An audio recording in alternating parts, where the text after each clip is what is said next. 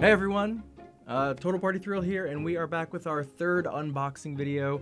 Yet another, we hope, really amazing box from Beadle and Grimm's. Yeah, this is the Eberron Rising from the Last War Gold Edition. Yeah, we of course are braving coronavirus to bring this to you. Exactly. You're not allowed to put two people in the same room. Right. Or Especially else this you, close. Or else you get coronavirus. We're not social distancing properly. Right, yeah. We are social distancing with you though, so we're looking out for you. All right, so what is it? How do you get it? What's going on? You can order it at Beadle and Grimm's. Is it beadleandgrimms.com? It is. Okay, that's good. Perfect. This box is $250 plus shipping. It's sort of in the middle of other boxes that we've looked at in terms of price. Yep. And just from a cursory glance at what we've heard is inside, that sounds like a good range for what you're going to get, but I guess we'll take a look and... We'll find out. All right. I'm so excited that this is like an actual Eberron product.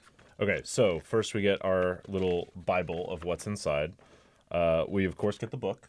We will get a DM screen, campaign maps, battle maps, player handouts, custom jewelry and artifacts, magic item cards, encounter cards, bonus encounters, pre-generated characters, dragon mark tattoos, and other helpful game aids. Cool. All right, so this is similar to the previous Beadle and Grimm's boxes that we've seen before. The entire book is in here, but it's split up into easier-to-use packets. Right.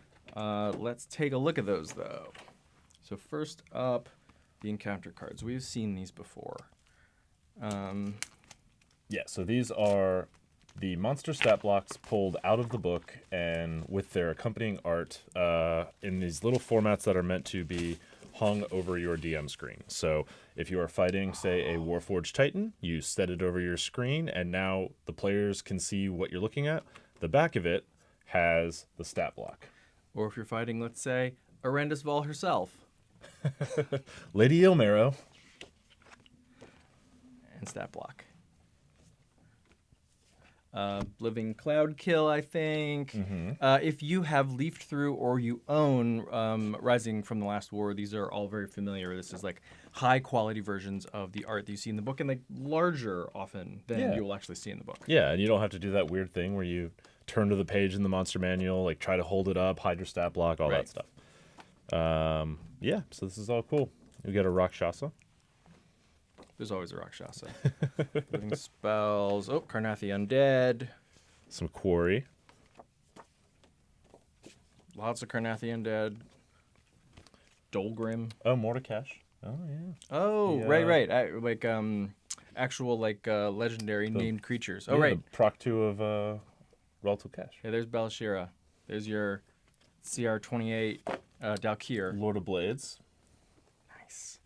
All right, these look great. All right, what else we got? Next up, you dig into the magic item cards. I'll do that. I'm going to dig into the jewelry bag. Oh, these are nice. Okay, so these magic item cards looks to be like maybe a dozen of them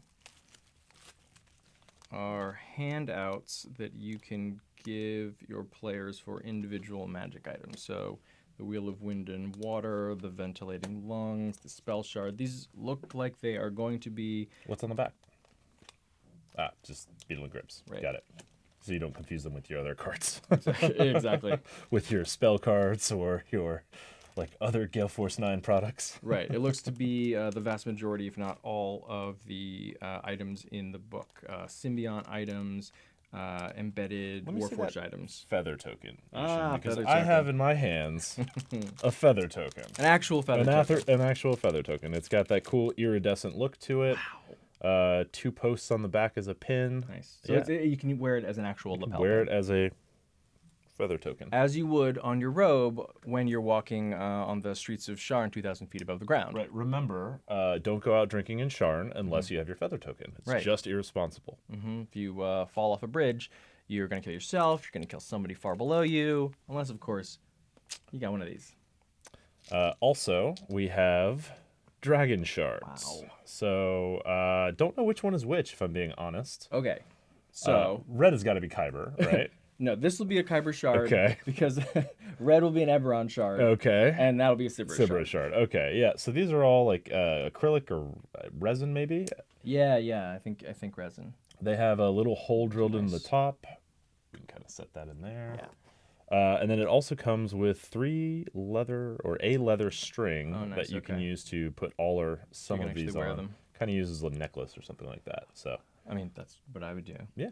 I mean, if you're getting into Eberron, you're getting into Eberron, right? Also, the pouch works as a dice bag, but it's got a nice little dragon logo on it. You mentioned these?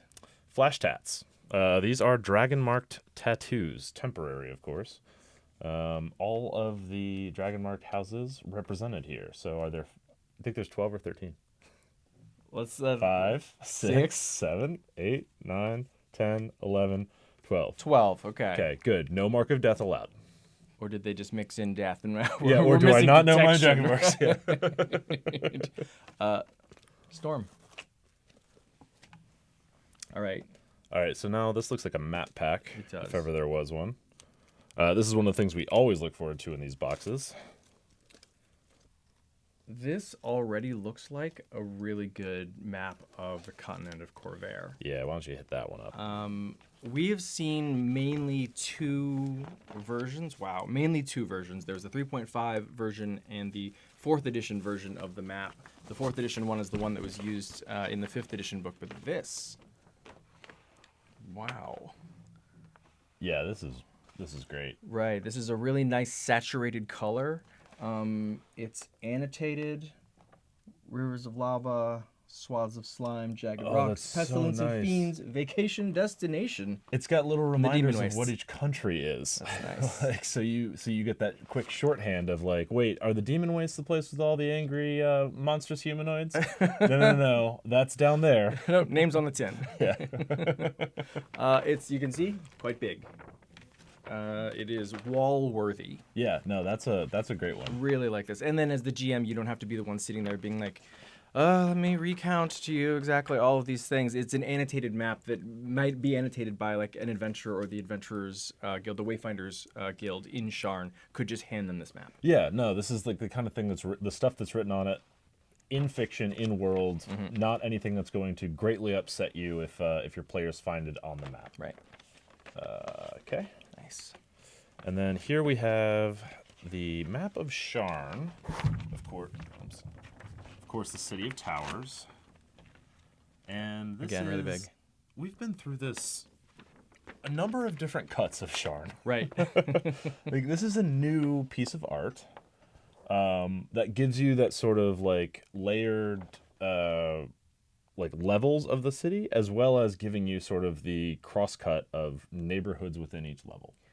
One thing I really like about this that I haven't seen on other versions of like this particular exploded graphic is the legend. You got, I'm not sure if you can see it up there, holy sites for the Silver Flame, the Undying Court, the Sovereign Host, etc., Blood of All. And they're marked based on a particular logo for the legend.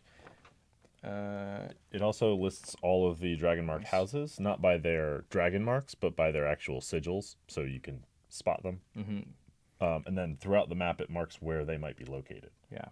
That's a nice touch, actually, because most people aren't going to know dragon mark by sight, but they will know that, you know, House Cannith, the crest is a Gorgon. Yeah. Cool. And now we get into the textured, linen textured paper maps. These are more like battle maps, I think, schematic maps of, looks like an airship. This is a lightning rail. Oh, this is the lightning Says rail. this. Oh, yeah. Okay, got it. Nice. Okay, so 8 or 7 train cars. Yeah. Including the engine. And That's really conveniently, 15 feet wide. This is 3 squares. canonically the size of the lightning rail. We've seen this kind of map from Beadle and Grimm's before. Like you said, it's that textured linen type. It's sturdy, right? It's paper, but it's gonna stand up to a bit of wear and tear and a little extra folding. And here we have Nice. a set of towers. Sky bridges. Yep. So It this says. I'm reading off it. So this is supposed to look like kind of a multi-tiered, multi-leveled map here. You could have monsters on the top while the players are sort of on the bottom. How far below this bridge is this bridge, As Shane? far as you need it to be. Hey, look at that. It's to scale. Seems like a nice place where you might want to have your feather token. Exactly. Or learn that you should get a feather token. Okay, so now we definitely have an airship, because I can see the legend. Oh, sweet.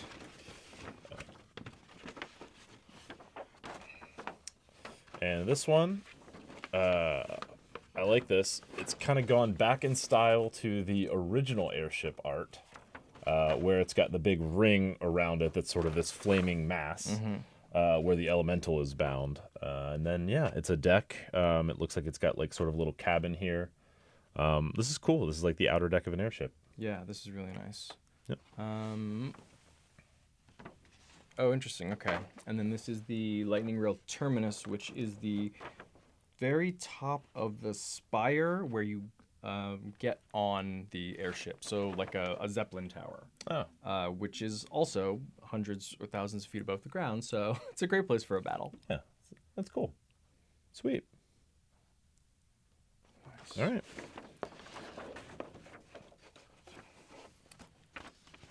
This is going to be the lightning rail terminus. That was the airship terminus. And this is... Or no, is this just the remainder of it? Oh, yeah. Oh, yeah, this is the remainder of it. It's more Yeah, of so this is the rest of the platform. Oh, that's great. Hold Okay, this up. that's So it's huge. actually 2 maps to kind of cover that.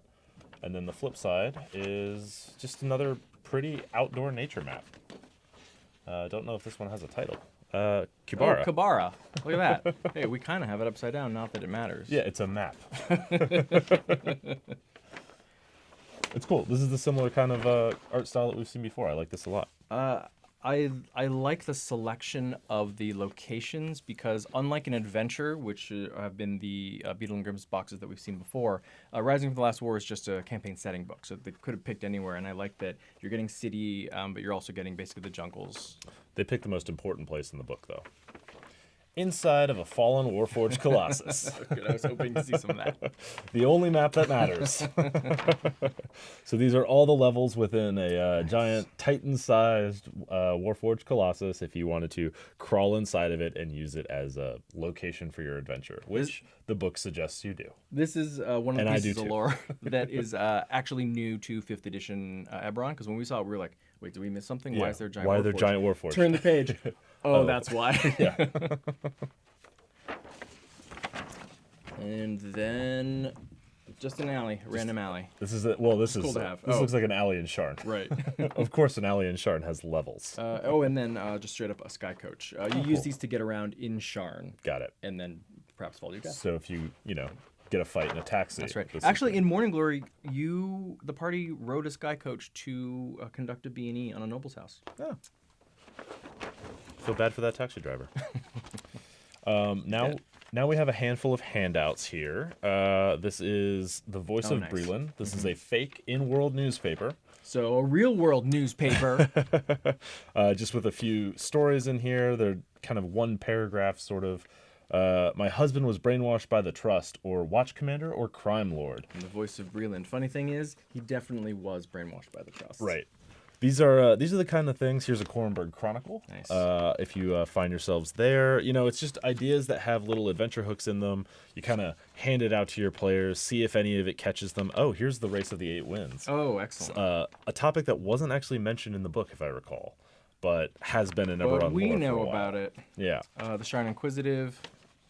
Nice. More Korenberg Chronicle. nice.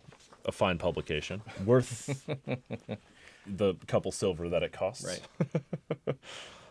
Here is just a note that says, I'm calling you for a job. I can't write the details, but it pays well and requires your skills. Meet me at the airship dock on top of Lorander Tower. Come armed. Hey, what's an airship dock look like? I have a map for it.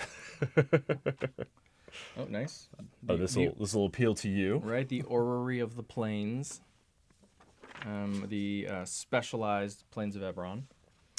Here is an elaborate handout here. Oh, wow. Interesting. This is recruits for So this is a translated message. This is a coded message that has been translated. It's a sort of an adventure hook, right? Yeah, totally. Basically saying like, welcome to this organization. I'm guessing this is the King's Dark Lanterns or something, because it's called the Agency. Lantern, yeah. Yeah. But it's been translated for you. It gives you like aliases and some information about how to begin your game. Here's another one from Brother Eglar the Didactic. This is going to be your introduction to a Silver Flame campaign. Nice. This is a contractor posting from the Korenberg Chronicle. I guess they're looking for stringers. How about a letter from Morgrave University? This is really going to help me get a job. Yeah. I like these. These are all calls to adventure, right? Like the idea is you read through it as a GM, you find the one that sounds like a good start to your campaign, and that is what you hand to your players. Here's your pitch. Right. Again, because this isn't based on a particular adventure path, it just sort of covers all of Corvair. You can choose which one of these you're going to use. Right. Now we get into our pre-gens. We've got a Warforged Fighter, a Kalishtar Cleric, a Swift Stride Rogue, So shifter. a Changeling Bard, and a Mark of Making Human Artificer. Nice. So they used all the Eberron new Eberron races, and then one Dragon marked. Right. And then here we have, I think this is just blown up art. Oh, no, this is art for the adventure, or the encounters. I can see it's got, for Forgotten Relics, which is the short adventure that's in the book. Inside. It's like 17 pages or something like that. So this is art for that. As you're opening that up, I will kind of just pass these in front here. This is cool. This is this is evocative. I like this. This actually might be bonus encounter. Oh, nice. Okay. Wrapped in an evocative piece of art. That's a woman standing over a dead body on maybe a lightning rail or sky. I'm sure she didn't airship. do it. A Skybridge skirmish. The Warforged. A race through Kabara. Ooh, a fight inside a fallen Colossus. Oh, okay. Well, we're doing that one first. Yeah, I mean. Fast teeth. I'm sorry, what? Dinosaur. A riding dino. Okay. I mean, all dinosaurs are riding dinosaurs if you do it right. That's a good point. That's an Adventurers League. Journey to Salvation. Nice. Okay. You have successfully saved the... I won't spoil that. I guess this is like your cert or your credit or whatever for Adventurers League. For, I'm guessing, finishing this. Probably. Right. And then the Salvation Times. One more news article. I don't know how we got these out of order as we opened it, but that happens. Makes sense for us. All right, here's the actual book. Rising from the Last War. There is the cover, and just like the actual book itself. I mean, this is just the actual book, broken up into, it looks like 6 volumes. One, remember we mentioned this before, they lie flat easily, which is convenient. Yep. But it also means that you can hand to your players the particular parts that you actually want them to have and not give them the entire thing. Yeah, so you've got your character creation book, which means they don't get any of the other information of the setting, but then you can also just break it out chapter by chapter, whichever one you're looking for. Right, here's the Corvair Gazetteer, so hey, or even just at the table, right? Like, I'm building my character, so I am over here, I'm over here, like, figuring out how to build my artificer, right? At the same time, this person is over here, like, learning about Sharn. I'm the GM, so I'm holding on to building Eberron adventures over here. The adventure itself is broken out, so you could actually just give it to somebody else. And then treasure and the bestiary. So let's take a look at the adventure, because that's, I think, the new edition of the book here. And I believe that It's called James Forgotten Relics. Intricasso worked on this adventure.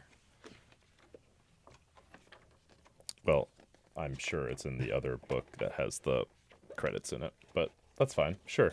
We'll give James credit. Cool. It's a first level adventure. Looks like it's got a sky coach. You chase them to airship the station. Terminus. Yeah, that makes sense. Cool. All right. And then Hey, a little bit of phone padding. this is our new Eberron DM screen, which is to say, my new My DM GM screen. All right. Art is a nice image in Sharn where people are fighting the City Watch. That'll go well.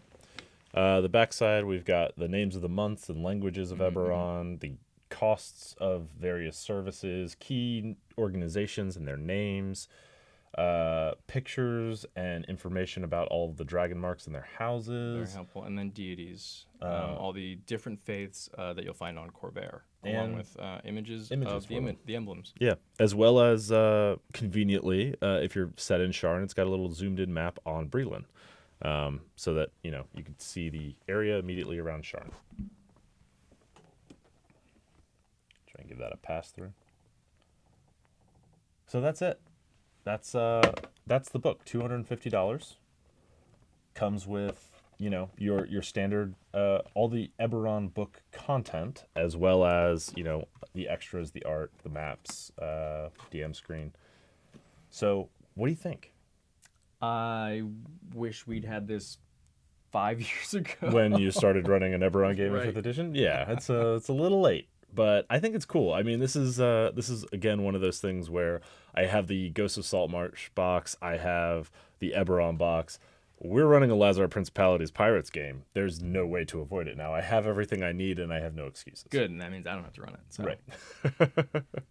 But yeah, this is cool. I mean, the book is $60 anyway, so for triple that, quadruple that, you get all the add-ons with it. All the handouts kind of sets you off on the right path to start your Eberron adventure. I think that's kind of cool. I like it.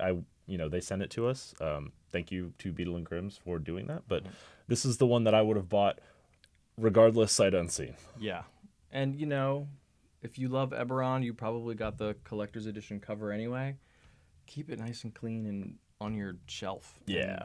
Get this one, and then you can, hand out the different paperback pieces to everyone else. Let your scummy players ruin this version while yours stays pristine. All right, so that's it. Hope you enjoyed it. Like, subscribe. I'm I-Hsien. I'm Shane. We are Total Party Thrill at TPTcast on Twitter, Total Party Thrill on Instagram, Facebook, iTunes. Hey, we got a Discord. Go to TotalPartyThrill.com. Check out the latest episode, whatever that might be. Yep. And come hang out with us online, probably while you're at work. Cool. All right. Well, thank you to Beadle and Grimm's for sending us the box. This has been Eberron Rising from the Last War, Gold Edition. Bye.